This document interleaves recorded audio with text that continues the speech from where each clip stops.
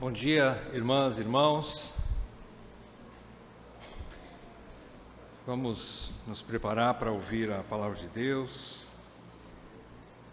Vamos fazer uma oração?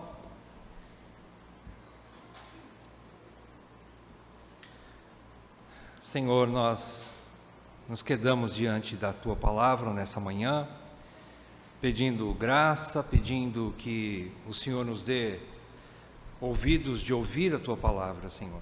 Que o Senhor abra o nosso entendimento pelo Teu Espírito Santo e também me conceda a graça de ser fiel na exposição da Tua palavra, Senhor, para a glória do Teu nome, para o bem da igreja, para que haja cura, salvação, fortalecimento do Teu povo.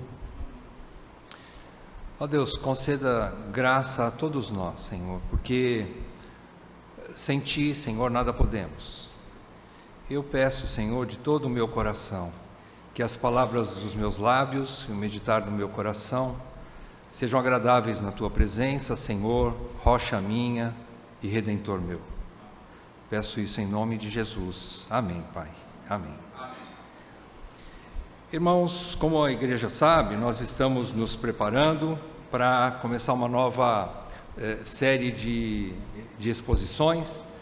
Nós vamos começar, se Deus assim permitir, falar sobre o livro de Neemias. Nós vamos estudar o livro histórico de Neemias. E nessa preparação, por conta do Espírito Santo, não eu, mas ele nos leva agora a uma preparação usando um outro livro contemporâneo de Neemias, mas que nos ajuda a gente ter uma visão, um pouco de visão a respeito da história da época de Neemias. É o livro de Malaquias. Eu queria que você pudesse abrir a sua Bíblia em Malaquias, leia comigo, acompanhe aí na sua Bíblia, o final do livro da profecia de Malaquias, capítulo 3, a partir do versículo 13 até o final do capítulo 4. Malaquias 3:13 até o fim do livro.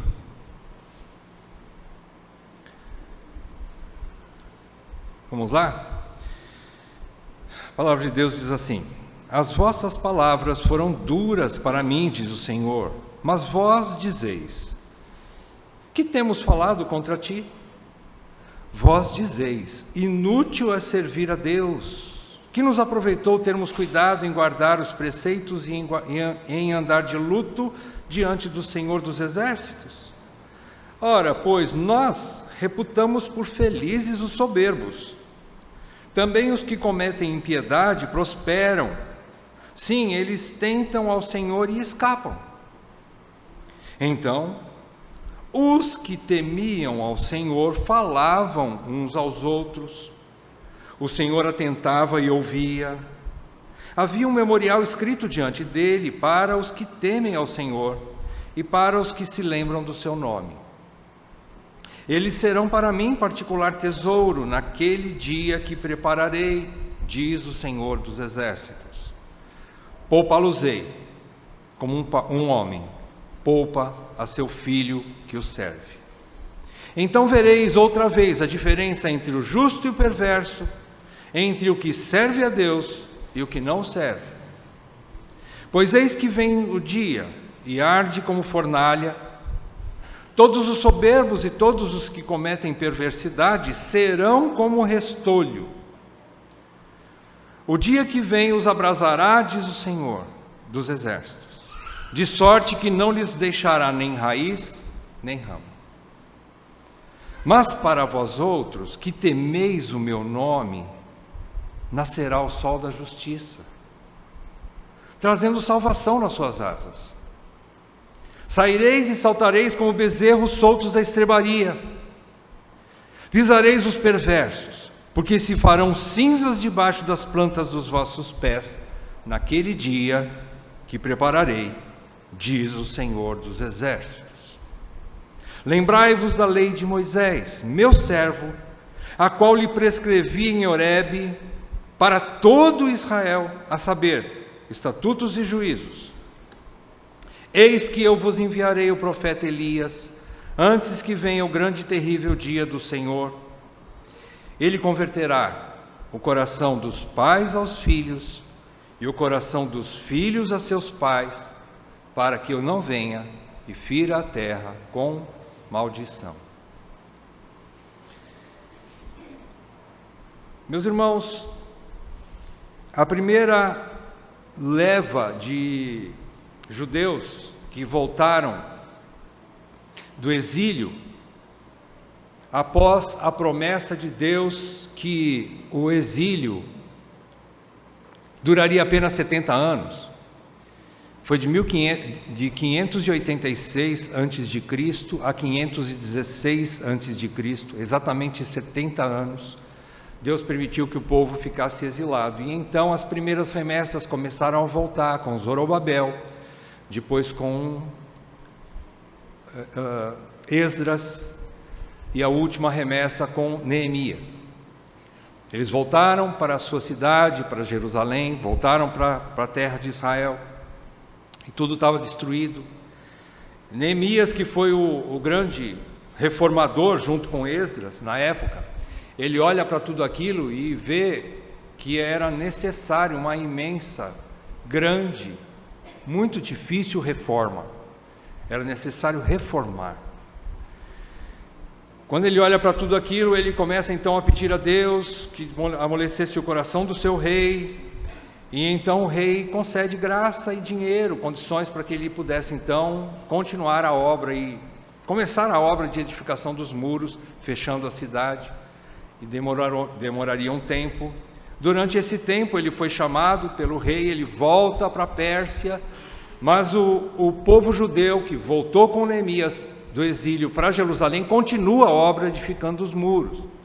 Ele sai um período, e nesse período que Neemias volta para a Pérsia, Deus levanta Malaquias para mostrar a verdadeira reforma, o que Deus queria. Mais do que edificação do templo físico, mais do que edificação dos muros, Deus mostra para eles ali, através das profecias, Neemias, Zacarias e todos os contemporâneos, falam de uma reforma de coração, fala de uma transformação de dentro para fora. Não era o templo que interessava para Deus, não eram os muros, mas o povo, relacionamentos. Deus é um Deus pessoal, Ele ama relacionamentos, Ele não ama coisas. Deus se importa com pessoas. Então, Malaquias traz a última repreensão de Deus contra os sacerdotes que relaxaram no cumprimento do santo culto a Deus, apesar da misericórdia de Deus por tê-los levado de volta para casa. Eles relaxaram, começaram a oferecer coisas que não eram puras, fazendo tudo errado nos seus cultos. E também Malaquias traz uma repreensão divina a todo o povo de Israel, a todas as famílias, contra os relacionamentos familiares devastados pelo mundanismo e pela inversão de valores que o mundanismo traz. Eles não estavam entendendo o que era família. Eles não estavam compreendendo o que era um relacionamento pai e filho, filho e pai, irmão e irmão, marido e esposa. Adultério era coisa normal, violência doméstica era coisa normal, abandono dos filhos era coisa normal, cobrar juros excessivos era coisa normal, passar as pessoas para trás. Os judeus aprenderam a fazer isso. Deixar de pagar impostos, serem pessoas desonestas diante de Deus, e queriam levar o seu animal ali no sacrifício, e quando aquilo chegava para Deus, Deus falava assim: é melhor que fechem as portas do meu templo, eu não quero esse sacrifício, eu vomito em cima desse sacrifício, eu tenho nojo de vocês e do seu sacrifício, eu não quero isso. Então a adoração estava enojando, enfadando a Deus com tanta hipocrisia, cinismo do povo, e Deus ainda repreendendo, e o povo falava: mas Senhor, em que nós temos te enfadado, Senhor? Deus disse: eu amo vocês. E eles perguntaram: mas como assim nos ama? Os ímpios fazem tudo e prosperam, como o Senhor disse que nos ama? Ele responde: eu amei a Jacó e aborreci Esaú, vocês não viram isso? Esaú é uma terra contra quem eu sou inimigo para sempre. Isso significa Esaú. Mas eu amo vocês são meus. Vocês não viram isso? E aí começam muitas outras acusações de Deus, e o povo rebatendo: como assim, Senhor? Como assim, Senhor? Imagina, Senhor, o Senhor está falando coisas que não são verdade, Senhor. Cínicos. Deus termina a sua repreensão aqui em Malaquias, mostrando onde o povo deveria começar de novo, recomeçar para ser curado. O que Deus quer do seu povo? Ele mostra aqui no final de Malaquias. Ele mostra o que Ele quer. Deus fala: eu quero arrependimento e volta ao começo de tudo. Eu quero valores restaurados. Volta para a lei. Volta para mim. Volta para a família. 400 anos depois disso, Deus não falou mais nada.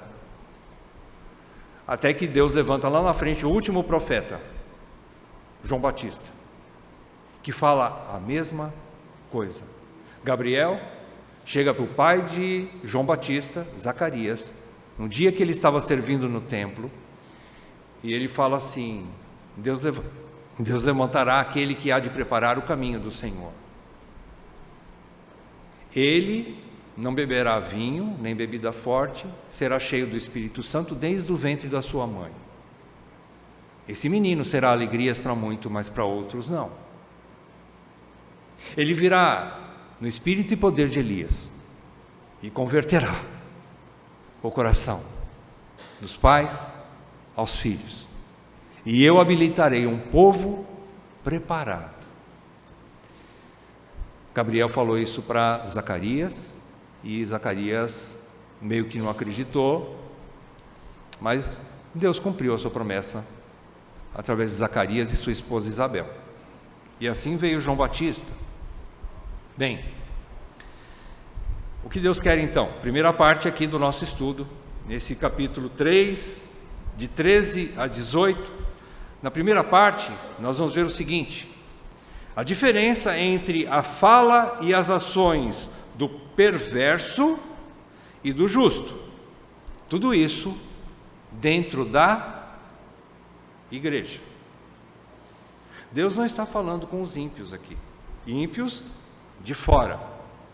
Deus está falando com o seu povo, e dentro do seu povo, alguns falavam mal do Senhor. Deus taxa esse povo que falava mal do Senhor, embora misturado com a igreja, Ele chama de perverso. Mas havia alguns que temiam ao Senhor. Vamos lá. O princípio aqui é o seguinte: nada fica oculto diante de Deus, e nada fica muito tempo no seu coração sem que vaze. O princípio de Deus é o seguinte: a boca fala do que está cheio o coração. Se o coração não é regenerado, ele vai falar daquilo que lhe é próprio.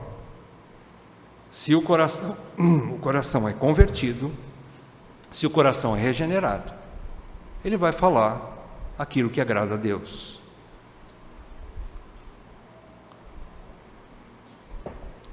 Jesus deixou bem claro isso lá em Mateus 12, 33 a 34. Jesus diz que ou fazei a árvore boa e seu fruto bom, ou a árvore má e o seu fruto mau.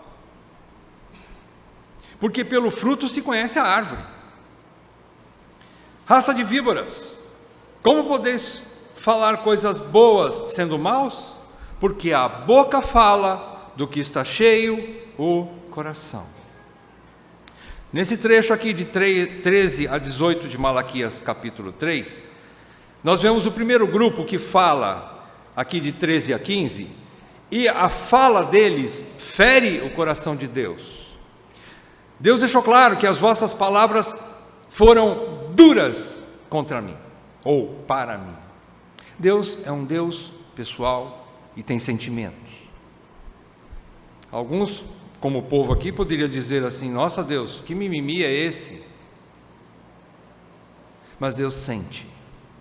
Deus é um Deus que tem coração. Deus é um Deus que tem sentimentos. Aliás, nós é que temos sentimentos semelhantes ao dele. Ele é o Pai e nós fomos gerados dele. E tudo que nós sentimos, ele também sente. De forma santa, perfeita, mas ele sente. Então ele diz: vocês me feriram com palavras duras contra mim. Esse povo, então, que fere o coração de Deus com suas palavras, eles não vivem pela fé, mas olham para o agora, para as circunstâncias terrenas, como estavam aqui, por exemplo, eles mencionam, nós olhamos para os ímpios, nós olhamos para a prosperidade dos ímpios, e nós vemos que os ímpios prosperam, os ímpios têm de tudo. Versículo 15 ele diz: eles cometem impiedade e prosperam, sim, eles tentam ao Senhor e escapam. No coração deles, eles só olham para o aqui e agora, mas eles olham e veem tudo errado, porque isso que eles têm como prosperidade, que eles reputam como felicidade dos soberbos, na verdade vai se tornar em extrema tristeza e sofrimentos eternos. E eles não escaparam ainda. Como eles são limitados na visão, eles acham que o fim é aqui agora, e a felicidade deles acabou ali, ou melhor, continuará para sempre, ou que tudo isso vai continuar do jeito que está. Mas eles não estão entendendo que ninguém vai escapar. Ninguém vai escapar do juízo de Deus. A hora não chegou, mas ninguém vai escapar.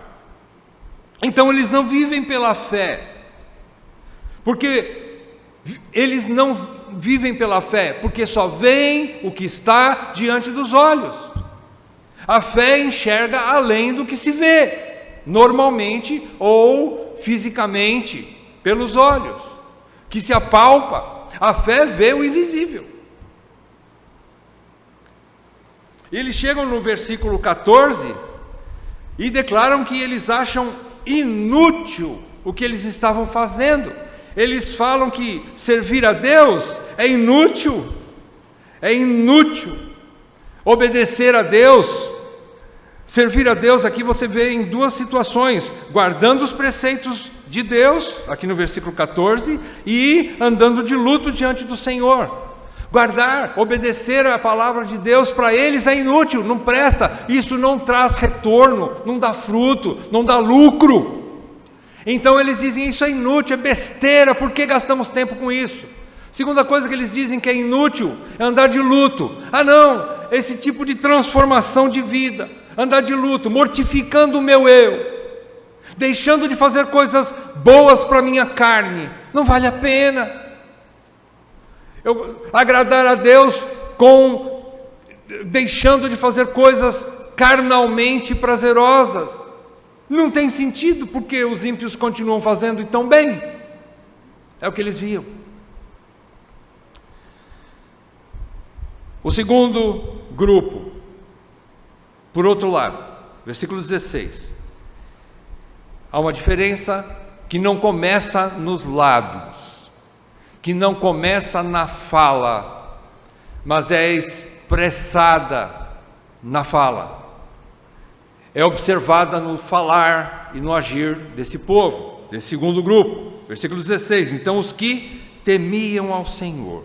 Temer ao Senhor não é algo produzido artificialmente pelo homem, é uma obra do Espírito de Deus e vem de dentro para fora, é fruto, é uma obra transformadora de Deus. Quando se fala em temer ao Senhor, é um temor reverente e amoroso a Deus, é um desejo de amar e servir a Deus para agradá-lo, é deixar de ser o centro das atenções para colocar Deus no centro, e como Deus no centro, o que teme a Deus faz o que agrada a Deus, ainda que não seja bom para a sua própria carne. Isso é temer a Deus. Então esse segundo grupo também fala que é o fruto de uma fé legítima. O temor é um fruto de uma fé legítima, que transformou seus corações. Esses então falavam não ofensivamente como aquele primeiro grupo, contra Deus. Por quê? Porque eles viviam pela fé. A situação era a mesma para um grupo e para o outro também, sofrimento e dificuldades. Só que esse grupo aqui tinha uma diferença. Árvore boa dá bom fruto, árvore ruim sempre dará mau fruto. Então eles deram fruto. Por quê? Porque eles viviam pela fé, como o justo. Deus ama o justo. A Bíblia é cheia, recheada de textos que mostram que Deus ama o justo. O justo viverá por fé, não pela vista. Então esse povo, agora o segundo povo, vive pela fé, como justo, que descansa nas promessas do seu Deus, que eles sabem que é um Deus bom e justo. Eles conhecem o seu Deus, por isso eles descansam nas promessas do seu Deus, e não falam como o primeiro grupo.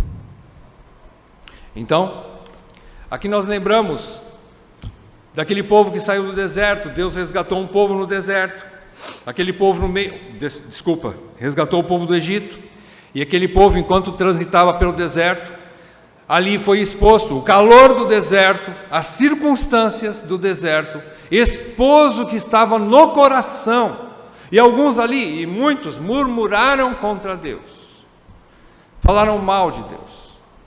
Deus, por algumas vezes, quis destruí-los, e muitas vezes Moisés interviu, e Deus não destruiu aquele povo, mas o povo olhava para trás, não olhava para frente, sempre com saudades do que eles diziam que tinham saudades, né?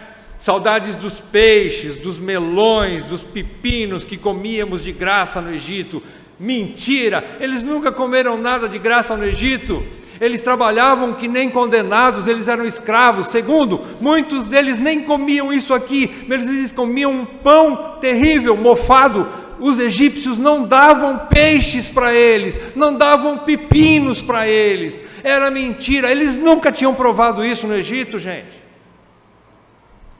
E eles vêm com essa conversa aqui, antes estamos saudade daquilo que nós comíamos de graça no Egito. Mentira, coração mentiroso. Por outro lado, dentro desse povo que estava lá no deserto, que Deus tirou do Egito, nasceu uma nova geração. Dentre eles, haviam 2 rapazes, um deles chamado Josué e outro Calebe. E quando Deus mandou eles espiarem a terra, esses 2 estavam no meio, dentre os 12 espias. 10 disseram, não dá para entrar naquela terra, tem gigante, e a terra, apesar de ser muito boa, mas tem gigante. E eles 2, Josué e Calebe, disseram não, rasgaram suas vestes, disseram, cale sua boca, nós vamos entrar sim, quem prometeu foi Deus, nós vamos entrar nessa terra, para de falar desse jeito do nosso Deus. E eles 2 ficaram tremendamente furiosos com aquele povo que falava contra Deus. E eles disseram, sim, nós vamos entrar sim, porque Deus prometeu, e essa terra mana leite e mel, é uma terra maravilhosa. Eles olhavam para frente, pela fé, nas coisas que são invisíveis, mas foi uma promessa de Deus, e eles confiavam nas promessas de Deus. A sua boca não se achava murmuração, mas confiança, palavras de confiança. A conclusão aqui está no versículo 17 e 18. Há uma promessa aqui. Haverá um dia, presta atenção na palavra dia. Dia significa um tempo já determinado. Dia quer dizer que o tempo vai passar. Eu não sei aonde está esse dia, eu não sei qual é o cronograma de Deus, eu não sei qual é a agenda de Deus, mas esse dia está marcado. E Deus disse, haverá um dia que eu prepararei e que eles serão para mim particular tesouro. E eu vou poupá-los, como um pai poupa os filhos que o servem. Promessa de um Deus chamado Senhor dos Exércitos. Eu não preciso confiar no exército, mas eu confio no Deus dos exércitos. E as palavras de gratidão ou de murmuração e as atitudes de servir ou não servir a Deus farão a diferença entre as duas únicas nações que existem na terra. Deus começará o juízo dentro da sua casa, diz Pedro. O juízo começará dentro do meu rebanho, dentro da minha casa, dentro do meu grupo, da minha família. Deus começará o juízo lá. 1 Pedro 4, ele fala sobre isso. Nunca haverá um meio termo, ou é ou não é. Perceberam aqui? Ou é perverso, ou é um povo que teme a Deus, ou é crente, ou é descrente. Não há meio termo. Só existem duas nações aos olhos de Deus. Não é Brasil, Estados Unidos, não é. É o povo de Deus, é a igreja e a rapa, e o resto, e o restante que não é convertido. Só existem dois povos diante de Deus. Segunda parte, o dia do sol da justiça virá. Capítulo 4, de 1 a 3, Malaquias diz que, mais uma vez, o dia, ele vai vir. Esse dia vai vir. E no mesmo dia, nesse mesmo dia, a Bíblia diz que para os perversos e soberbos que estão na igreja, ou seja, os apóstatas misturados com o povo de Deus, eles serão expostos. Haverá fogo suficiente, fogo consumidor e destruição total. Agora, Deus diz que esse fogo, o dia vem e os abrasará, final do versículo 1, diz o Senhor dos Exércitos, de sorte que não lhes deixará nem raiz, nem ramo. Presta atenção, o fogo virá, consumirá e continuará consumindo eternidade afora. Não haverá mais um dia final, haverá sofrimento eterno.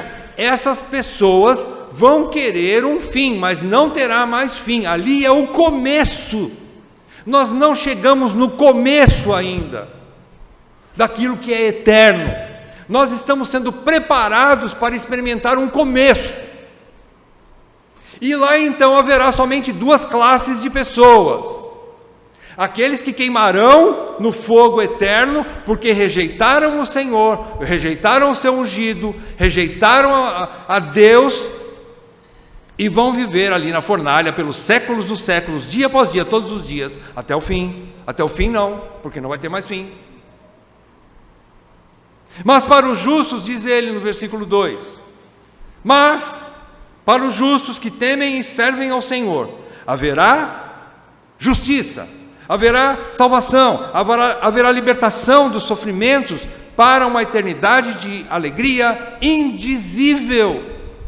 Ele diz que para vós outros que temeis o meu nome, nascerá o sol da justiça. E vocês vão saltar como bezerros soltos da estrebaria. Significa uma alegria e uma liberdade que você nunca experimentou até hoje. E nunca vai provar aqui nesse mundo. Vai experimentar uma alegria que você não conhece, nem eu ainda. Mas quem prometeu é o Senhor dos Exércitos. E Ele vai nos dar isso aqui. Amém. Então esses vão experimentar por aquilo que Deus vai fazer. Deus vai soltar as suas algemas, Deus vai curar as suas feridas, Deus vai lhes enxugar toda a lágrima dos seus olhos, e estes viverão para sempre na presença de Deus, onde há plenitude de alegria e delícias perpetuamente, dia após dia, a alegria indizível. Além disso, os justos verão também os seus inimigos se desfazendo como cinzas debaixo dos seus pés. Você está sofrendo falsidade? Você está sofrendo perseguição? Você está sofrendo injustiça? Deus prometeu que toda essa falsidade, toda mentira, toda acusação injusta que você está sofrendo, você que teme ao Senhor e o serve, você, debaixo dos seus pés serão destruídas todas essas falsidades, todas essas injustiças, com os seus acusadores, debaixo da sola dos pés dos filhos de Deus. Você não vai ver justiça agora, ainda. Muitas vezes a gente quer forçar a barra para que a justiça seja feita. Não vai ainda, muitas vezes não. Na maioria das vezes não. Mas chegará um dia em que o sol, presta atenção, é o sol da justiça. Quem se esconde do sol, irmão, quando ele sai? Aqui haverá justiça. Nada ficará oculto do sol da justiça. Jesus. Jesus Cristo é o sol da justiça. Amém. E então, aqui Deus está fazendo a sua promessa, mostrando mais uma vez o que vai acontecer, detalhando, não só agora para os seus filhos, que o servem, que temem o seu nome, mas também Ele está mostrando que ninguém vai escapar, que aqueles que achavam que os ímpios iam escapar, estavam totalmente enganados. Ninguém vai escapar, ninguém vai escapar, irmão, ninguém vai escapar. E na terceira parte, como conclusão, Malaquias então, ele faz um chamado, Deus faz um chamado através de Malaquias, e ele chama e diz: prepare-se, prepare-se, fica na posição, cristão, prepare-se. E Deus mostra então o caminho da restauração ao seu povo. Deus está mostrando com clareza. Deus é um Deus claro. Deus não é um Deus de confusão. Deus não é um Deus que exige do seu povo coisas impossíveis. Deus deixa nas mãos do seu povo. Escolha a quem sirvais.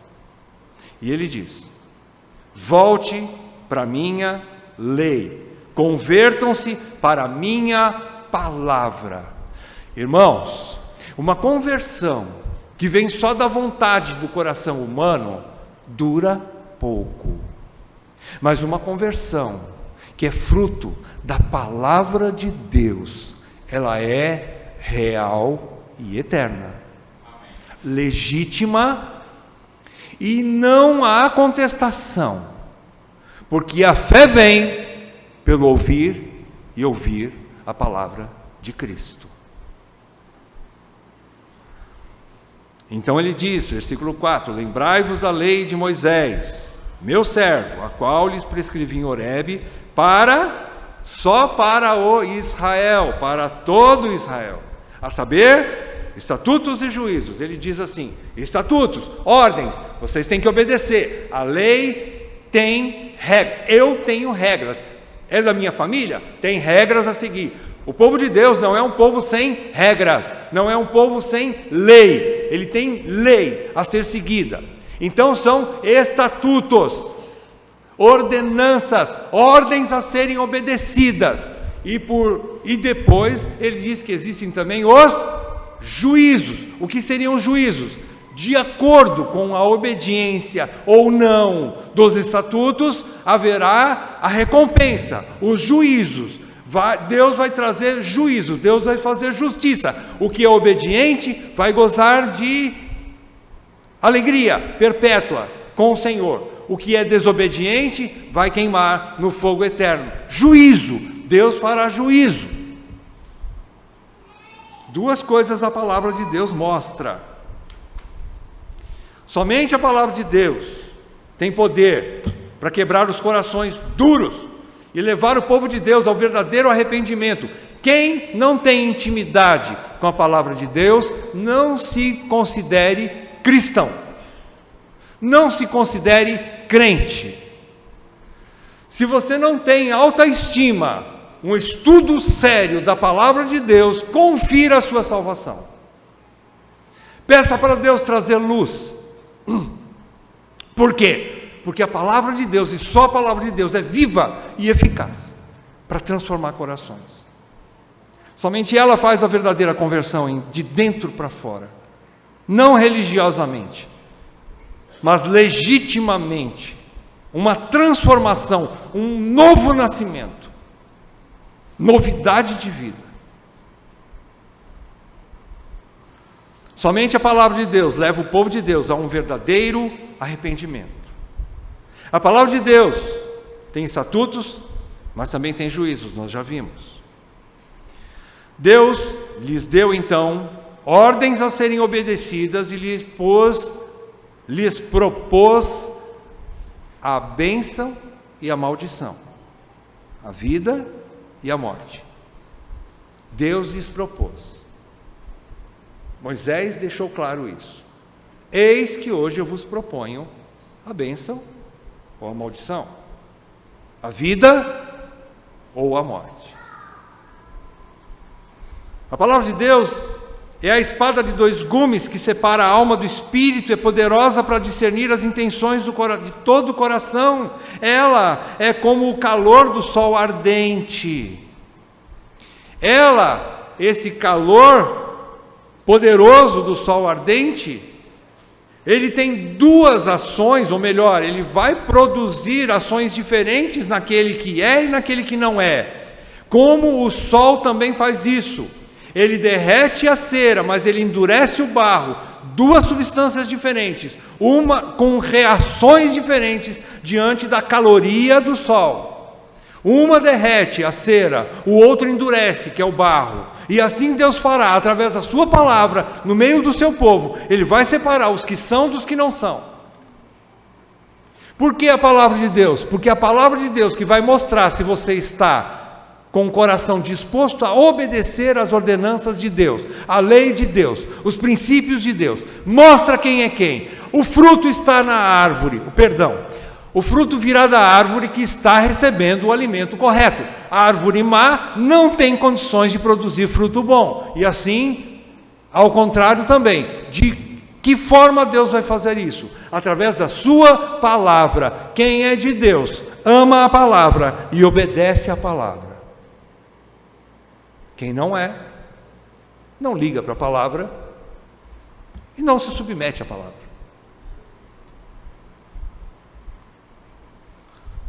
E mais do que isso, Deus também usará o espírito do profeta Elias, como eu já disse, que são os pregadores fiéis às Escrituras. Homens pecadores, homens limitados, mas Ele usará esses homens no espírito e no poder de Elias. Quem são esses? Não são apóstolos. Foram já, mas somos sucessores dos apóstolos. São os vossos pastores, os vossos presbíteros, que são fiéis às Escrituras. Esses são como João Batista foi, a voz do que clama, continua clamando. Deus vai usar a sua palavra na boca desses profetas para trazer luz, para separar o seu povo, para purificar a sua igreja. Ele vai lavar a sua igreja pelo lavar da palavra de Deus. Vai usar esses pregadores para fazer isso. Lucas 1, 15 a 17, como eu já disse, é o que Gabriel falou para Zacarias, e ele disse isso, que o filho que é João Batista viria para preparar o caminho do Senhor, e ele irá diante do Senhor no espírito e poder de Elias, para converter o coração dos pais aos filhos, converter os desobedientes à prudência dos justos, e habilitar para o Senhor um povo preparado. Agora, presta atenção no versículo 6.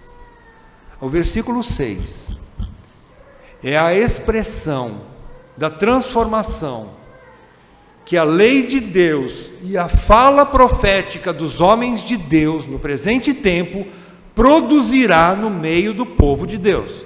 Versículo 6 diz: Ele converterá o coração dos pais aos filhos e o coração dos filhos a seus pais, para que eu não venha e fira a terra com maldição.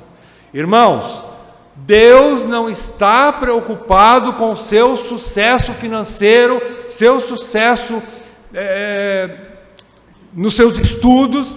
Deus não quer diplomas acadêmicos.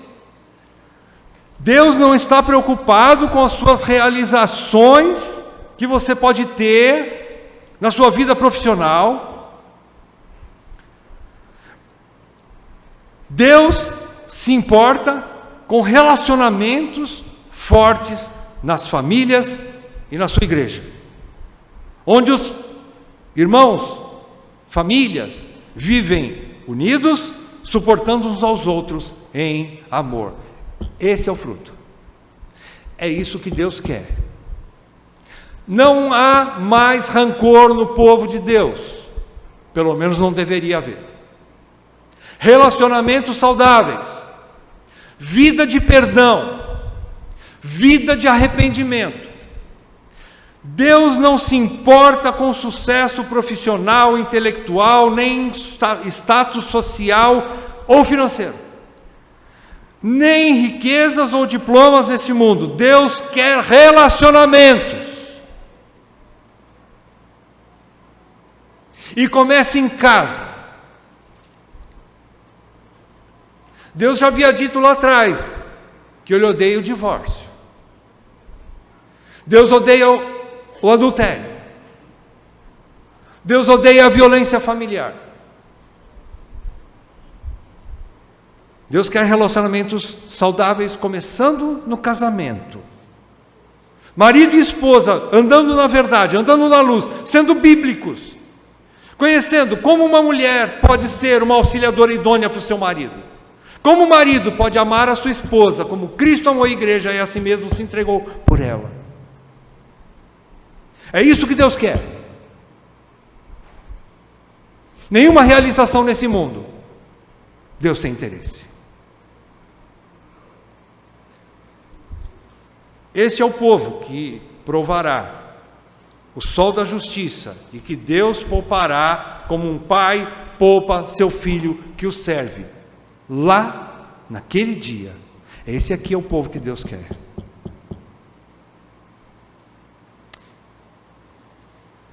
Nós queremos coisas grandes aos nossos olhos.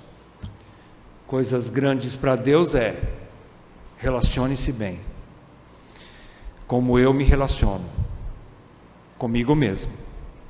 Pai, Filho e Espírito se relacionam perfeitamente. Filho e Espírito se sujeitando ao Pai, e o Pai amando o Filho e o Espírito, em uma unidade perfeita, um relacionamento perfeito. Deus é um Deus de relacionamento. Se você não tem essa aptidão de estar perdoando, de estar reconciliando, de estar abrindo mão do seu rancor de coração, de estar abrindo mão da sua raiz de amargura, se você não tem isso, peça para Deus um profundo arrependimento, porque você está fora do que Deus ama, que é unidade. Viver em paz. O nosso Deus, o nosso Senhor, é o príncipe da paz. Ele veio proporcionar paz num relacionamento quebrado entre nós pecadores e o Pai, o Deus Santo, e nós estávamos fadados a um relacionamento cortado para todo sempre, mas Jesus veio trazer reconciliação, paz com Deus. E a palavra aqui é converter. Eis, Ele converterá. Veja, é de dentro para fora. Converter relacionamentos não significa ficar dando presentinho. Pode dar presentinho? Pode, mas o melhor presente é você se arrepender dos seus pecados, você quebrar a sua dura cerviz e pedir perdão e dar o perdão para aquela pessoa que você está com problema. Você vai dar um presente agradável a Deus. Você poderá vir no dia da oferta, trazer a oferta sobre o altar, e nada vai te impedir de adorar o Senhor. Você não vai precisar colocar a sua oferta de lado, antes de oferecer a sua oferta, procurar a pessoa que você tem problema, pedir perdão para ela, reconciliar-se com ela, e então volte e ofereça a sua oferta. Não. Você pode hoje fazer isso. Porque esse dia que diz aqui, pode ser amanhã, ou pode ser daqui a pouco. Que tempo você tem para se arrepender dos seus pecados? O tempo de Deus é hoje. E esse povo aqui, ele vai experimentar, vai provar que Deus é bom e que desfrutar de um novo relacionamento de paz com Deus e com o seu povo eleito é a melhor do que qualquer outra realização nesta terra. Não há realização maior, melhor para o homem do que ter paz com Deus. E essa paz se expressa na paz que nós temos com a sua igreja, com a sua noiva. Essa paz se expressa na paz que nós temos com os nossos familiares. Tudo que é possível, tudo que está nas minhas mãos, dentro daquilo que é possível, tem de paz com todos, diz o Senhor. Parece uma palavra tão batida, né? Tão, assim, jogada ao vento. Mas Deus vai nos cobrar. Relacionamentos. Relacionamentos é o que Deus quer. Então, concluindo, Deus é um Deus que tudo observa, tudo vê e tudo ouve. E para Ele, só existem então dois povos, dois tipos de pessoas em toda a raça humana, só dois. Os que estão em Cristo, que o temem e o servem em sinceridade. Estes aqui é o povo eleito de Deus. Só existem dois povos. E também só existem dois destinos, só dois destinos, para esses que temem a Deus. Esses serão poupados e habitarão com Deus para sempre e sempre e sempre. Viverão as alegrias da glória de Deus. E, segundo lugar, segundo povo, segundo destino, os que permanecem em Adão, que são duros de coração, que são os ímpios, ainda que estejam no meio do povo de Deus. Esses arderão no inferno por toda a eternidade, longe de Deus para sempre. Presta atenção, não há crente mundano. São uma mentira. Não existe crente mundano. Não há um homem quase convertido. Não existe. Ou é, ou não é. Ou nasceu de novo, ou permanece morto em seus delitos e pecados, ainda que ele esteja no meio da igreja. Ou é, ou não é. E o que eu e você vamos fazer diante disso? O que nós vamos fazer diante disso? Diante da exortação de Malaquias, espero que não tenhamos mais 400 anos de silêncio, mas fica aqui a palavra de Deus para hoje. Hoje é o dia de ouvirmos a voz de Deus. Então, escolhamos hoje a quem vamos servir. Quem você vai servir? Quem eu vou servir? Irmãos, voltemos para Deus em arrependimento, confessando os pecados de ingratidão. Irmãos, nós somos um saco sem fundo, nunca está bom a nossa situação, nós nunca temos satisfação. Confesse isso para Deus, confesse: Senhor, eu sou um murmurador por excelência, mas muda o meu coração, Senhor, Eu me arrependo, me abomino no pó e na cinza, porque eu sempre estou insatisfeito, querendo mais e mais e mais. Senhor, me perdoa. Faça isso. Confessemos então que estamos também frios de coração, que não temos prazer nenhum na oração. Confesse. Eu não tenho prazer na tua palavra, Senhor. Eu não tenho prazer em estudar a tua palavra, Senhor. Eu não amo a tua lei. Eu não pratico a oração. Eu não tenho prazer na comunhão com os irmãos, nem em servir a Deus. Confesse. Confessemos que não nos preocupamos com os nossos filhos, com os nossos pais, com os nossos cônjuges, como nós deveríamos. Temos um ego muito grande e só nos importamos com a gente mesmo. Só olhamos para o nosso umbigo, irmãos. Não me importo com a situação do meu filho, da minha esposa, do meu marido, do meu pai. Confesse isso. Só nos interessa a nossa própria realização, só isso. Confesse isso. Irmãos, vamos rasgar os nossos corações diante de Deus, pedir que o sangue de Cristo nos purifique de toda injustiça, como diz lá em 1 João, e busquemos então um novo relacionamento com Deus. Sério, irmãos, eu estou falando sério. Busquemos um novo relacionamento com Deus, com sua palavra, com a sua igreja. Queridos, eu ia começar esse sermão falando assim: quais são os seus projetos para 2023? Depois eu rasguei e joguei fora. Aí eu pensei assim, perguntar uma outra coisa. O que você vai fazer com o que ficou lá atrás em 2022? Melhorou um pouquinho. Deixa de lado, vou jogar fora. Pensei, aí eu falei: Deus está nos dando uma chance hoje. Nem amanhã, nem ontem. É hoje. É hoje.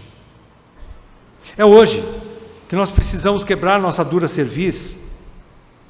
E precisamos então pedir perdão àqueles a quem nós temos ofendido, irmãos. Nós sempre nos lembramos das pessoas que nos ofendem, não é mesmo? E raramente temos consciência daqueles a quem nós temos ofendido. Por quê? Por quê?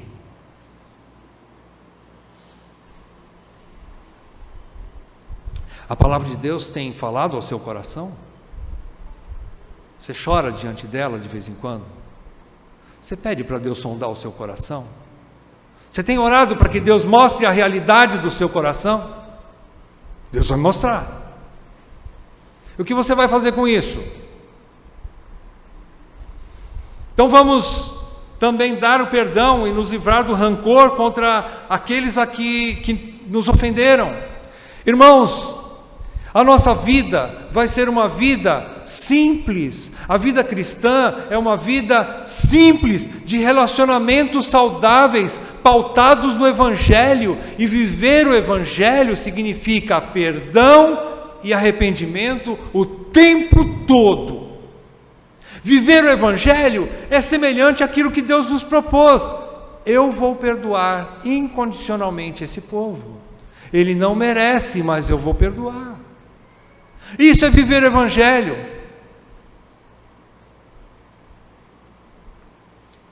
E então nós vamos provar todas as delícias que Deus tem para nós. Não vai ser agora ainda. Muita coisa boa você vai conseguir provar. Só pelo fato de você se livrar do rancor e da amargura de coração, você vai se sentir leve. Você vai se sentir saudável. Você vai se sentir amado por Deus. Livre-se da raiz de amargura. Perdoe. E peça perdão também. Mas a grande bênção virá ainda no futuro, naquele dia que o Senhor prometeu, que preparou já para nós. Naquele dia. Essa é a minha esperança, meus irmãos. Eu estou pedindo para Deus que esse sermão aqui continue me quebrando. Eu preciso aprender a me relacionar com meus filhos, com minha esposa, com meus irmãos. Eu preciso aprender que eu não sou a última bolacha do pacote. Eu preciso aprender que eu não sou o centro das atenções dessa igreja. Eu preciso aprender que eu não estou aqui para ser servido, mas para servir. Eu preciso aprender que eu não estou aqui para ser amado, ser bajulado, mas estou aqui para amar e para servir vocês. Eu não posso ficar no centro e na cadeira do centro das atenções do povo de Deus.